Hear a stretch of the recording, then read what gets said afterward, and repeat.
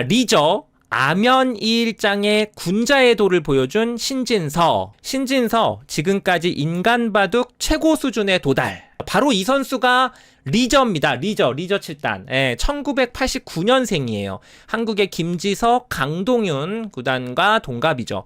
이 선수가 그냥 평범한 무명의 기사가 아니에요. 중국 갑조리그에서 MVP도 차지하고 세계대회 4강까지도 간 적이 있는 정상급 기사 중에 한 명입니다. 북경대학 철학과를 졸업하고 이 북경대학이 세계적인 대학이잖아요. 그리고 현재 이 리저 7단이 무한대학 체육학과에서 부교수로 재직 중이라고 합니다. 신진서에 관련해서 굉장히 장문의 글을 썼습니다. 이게 이제 농심배가 끝나고 난 이후에 올라온 글이에요. 농심 신라면배에서 신진서의 활약을 지켜본 소회를 밝힌 글이 화제를 모으고 있다. 이게 현재 중국에서도 굉장히 화제가 되고 있더라고요. 신진서에 대한 인상, 그의 기회와 성품을 포함하여 이야기하고자 한다. 신진서는 2000년에 태어나 기회의 최고봉에 오르면서 아면일장의 군자의 도를 보여주며 큰 기사로 거듭남과 동시에 훗날 바둑을 배우는 많은 아이들에게 기감이 되고 있는 것은 바둑계 전체의 행복한 일이다. 신진서가 지금 최고 수준에 도달했다는 것은 논란의 여지가 없는데 어떻게 이 정도 높이에 도달했을까? 자, 현대바둑의 프로 경기에선 전체 판세의 흐름을 장악할 통치력이 가장 강한 기사가 승패를 장악할 확률이 높다. 통소적인 이야기지만 나는 바둑기술 분야의 이론으로 왜 그런 말을 하는지 나중에 설명하겠다. 물론 신진서의 전투력과 계산력은 매우 강하다. 그가 세계대회에 막 출전했을 때 전형적인 전투 스타일이었지만 그의 스타일이 바뀌었다는 얘기를 하고 있어요. 특히 바둑 AI가 나온 뒤 2019년 카타고 소스 오픈 이후, 이게 이제 여러분 그 카타고가 가정에 이 인공지능을 누구나 사용할 수 있게 이 소스를 오픈한 거죠. 그로 우후죽순 AI가 나오기 시작했고 이제 누구나 인공지능을 사용할 수 있게 된 그게 바로 2019년 이후입니다. 신진서는 AI를 통해 학습하면서 단점을 보완해 나갔고 전체 국면을 제어하는 기풍의 플레이메이커.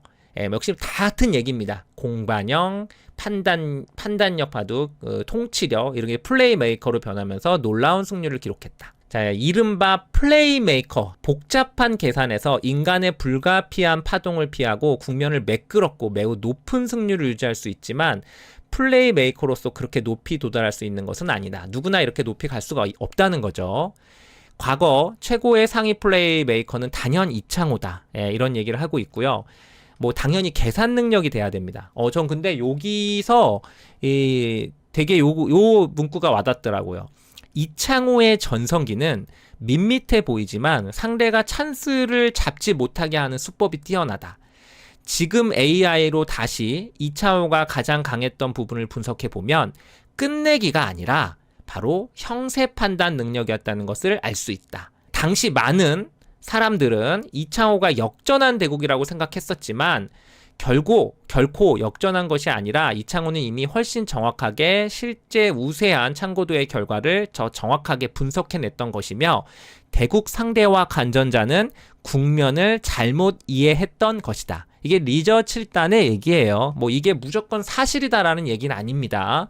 근데 상당히 저는 그냥 같은 프로 기사로서 이 얘기에 상당히 공감을 합니다. 이창호 구단이 끝내기가 남들보다 말도 안 되게 세가지고 맨날 역전승했다. 사실 이거는 아니거든요. 이렇게 될 수는 없거든요. 그러니까 저희가 그 당시 수준의 이창호 구단의 바둑을 다 이해하지 못했다. 다시 말해서 전체 판세의 흐름을 장악하는 열쇠는 판단력이다. 오늘날 신진서가 가장 앞서고 있는 부분은 분명히 그가 AI 훈련으로 향상시킨 판단력 때문이다. 프로기사들은 흔히 판단력은 바둑에서 가장 어렵다. 판단력이란 도대체 무엇을 말하는 것이고 왜 가장 어렵고 또 어떻게 끌어올릴 수 있을까요? 라고 질문한다. 저도 궁금하고요. 여러분도 궁금하잖아요. 여기서 말하는 판단력, 이게 과연 무엇일까요? 리저는 이 판단이라는 개념은 비교적 명확하다라고 얘기를 합니다. 바둑에서 AI를 배우는 첫 단계는 AI의 기감, 즉 AI의 착수법을 많이 보고 동일하거나 비슷한 국면에서 기존보다 더 나은 국면이라는 인상을 주는 것인데, 포석 이외에도 중반으로 전환에 대한 기감, 전체의 어느 한 부분에 대한 좋고 나쁨을 판단하는 기감, 두터움과 열분의 관계, 바둑의 감각을 말하는 거죠. 계산 측면에 있어서 AI는 우리에게 큰 도움이 되지 않으며 인간 기사의 계산 능력은 인간 내의 용량과 효율성 또는 인간의 유한성에 의해 제한된다.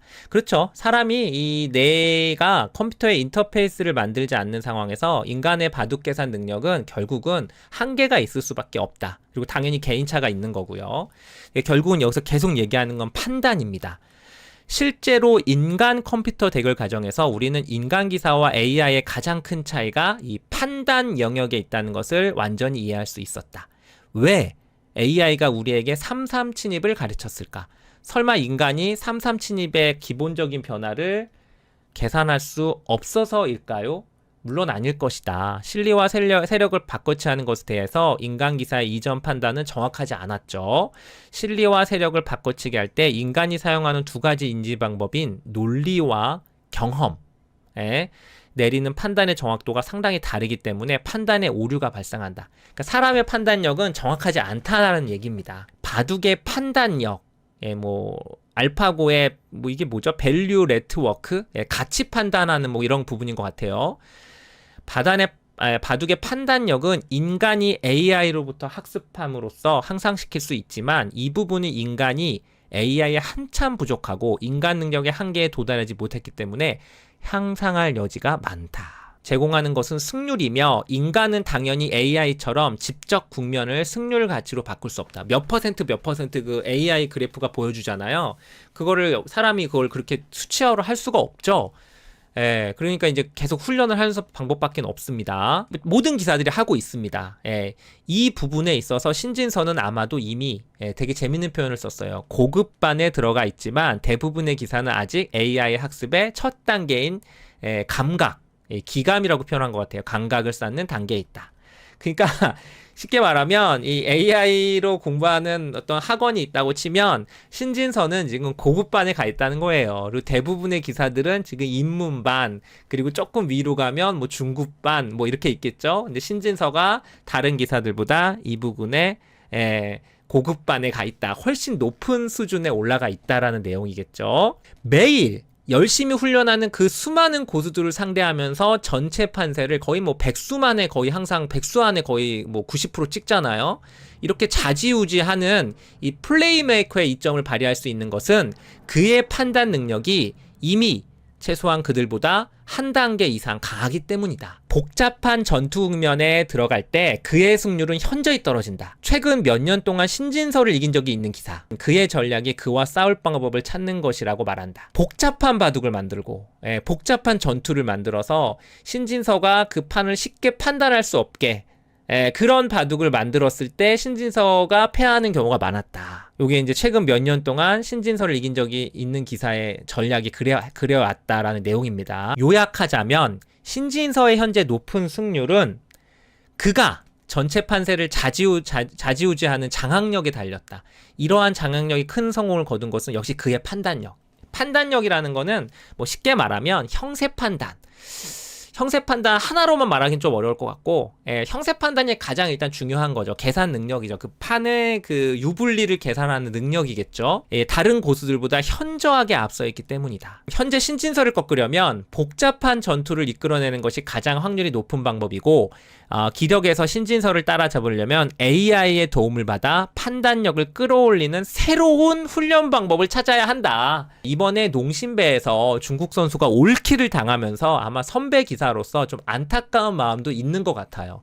그래서 자신이 생각했던 신진서를 연구했던 그런 부분을 중국 기사들한테 얘기를 해주고 싶었던 것 같아요. 복잡한 전투를 이끌어내는 것이 가장 확률이 높은 방법이고, 근본적으로는 신진서를 따라잡으려면 현재 인공지능의 훈련 방법을 뭔가 새로운 훈련 방법을 찾아야 한다.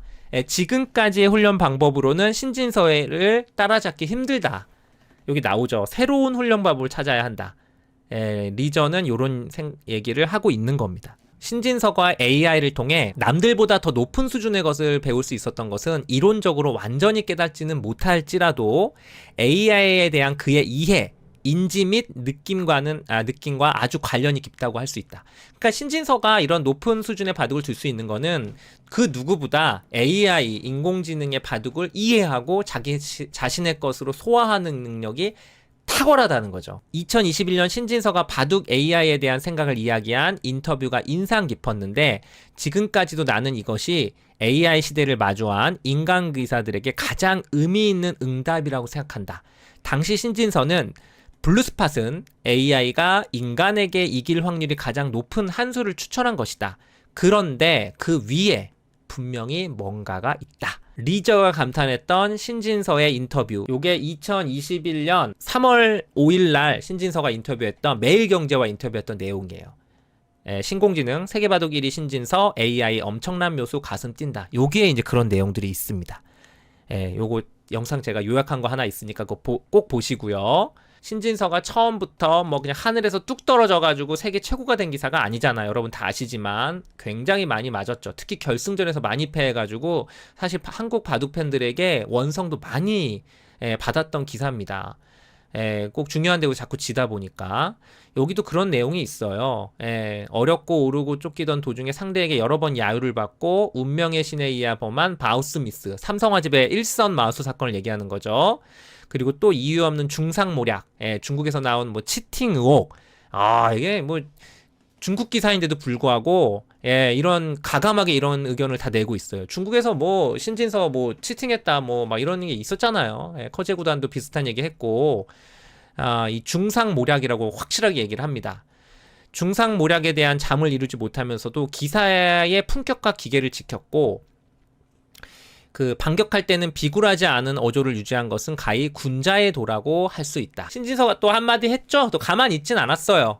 커제 말 조심해라. 신진서의 가장 큰 약점은 아마도 책임감이 너무 강한 것이다. 이번 농심배의 전설적인 활약은 오늘날 신진서가 이러한 책임을 완전히 질 수 있다는 것을 증명했으며 책임을 포기해야만 부담 없이 이길 수 있다는 것을 증명했다. 좀 내려놓으라는 거죠. 리저가 또 선배 기사로서 국적을 초월한 신진서에 대한 애정어린 충고인 것 같습니다. 언젠가 신진서가 이유 없는 비방을 당했을 때 나는 너무 화가 나서 그를 비방하는 일부 바둑 친구와 손절했다. 그리고 한국의 친구를 통해 신진서에게 중국 기사들에게 이유 없는 비방에 반대하고 기사의 명예를 지키는 친구들이 많다. 그러니까 중국에도 신진서를 응원하는 기사들이 많다라고 한국의 친구를 통해 전달했다고 합니다. 집단적 침묵이 오해를 불러일으키는 것을 원치 않기 때문이다. 디아나 미투 사건 때 김승준 사범을 통해 디아나에게 중국 기사들의 지지를 전달한 것도 같은 맥락이다. 목소리를 내야 된다라고 생각을 했다는 거죠. 여러 가지 원인과 이유로 우리가 공정을 위해 한 일이 너무 적었다. 이는 모욕을 당한 사람에게 있어서는 아주 나쁜 일이며 적어도 우리는 그들이 입은 상처에 비하면 보잘것없는 것이라도 내면의 지지를 전달해야 한다. 시인이야 시인. 시인이에요 여러분이. 시인. 어쩜 이렇게 말을 잘하죠? 말이 아니라 글을 잘 쓰죠. 부럽습니다. 2020년 코로나 사태 때 이 리저의 가족들이 병원 일선에서 일했고 이 무한이 또 봉쇄를 당했잖아요. 그래서 당시에 무력감을 느꼈을 때 이 리저 7단이 바둑계에 재난 기부를 제안했다고 해요.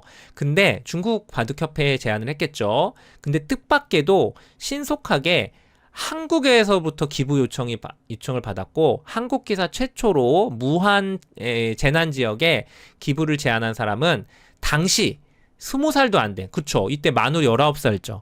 19살 된 신진서였다. 아마 이때부터 리저가 신진서에 대한 그 팬이 된 것 같아요.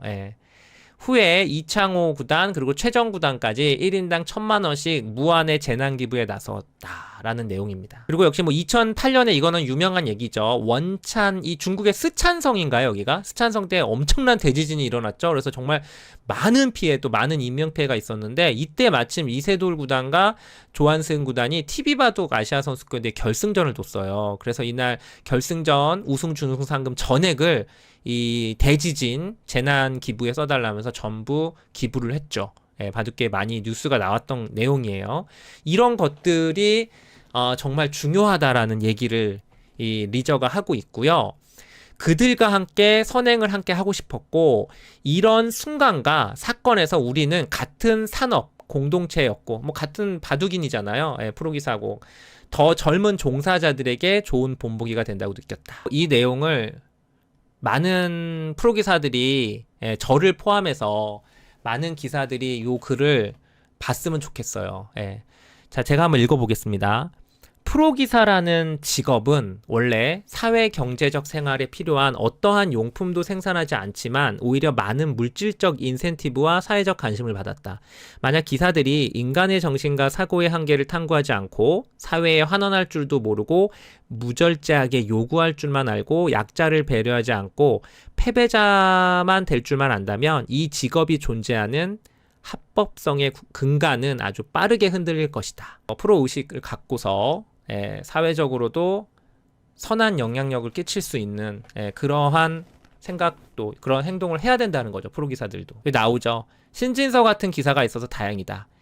기회는 물론이고 바둑과 AI에 대한 이해, 바둑에 대한 태도, 바둑의 인품, 업계에 대한 인식과 책임감, 기도의 계승 등 신진서는 모두 바둑계의 모범이 될 만하며 24세도 안 된 그는 이미 군자의 길, 아면이일장이 무엇인지 보여줬다. 좀 요약해서 보여드린 거예요. 이걸 다 읽어드리기에는 너무 시간이 길기 때문에 요약해서 보여드렸는데 꼭 여러분들 시간이 되시면 타이젬의 요 전문이 1편, 2편으로 나눠서 다 올라와 있거든요. 리저 7단의 그 타이젬에 들어가셔서 한 번씩 꼭 보고 오시길 바랍니다.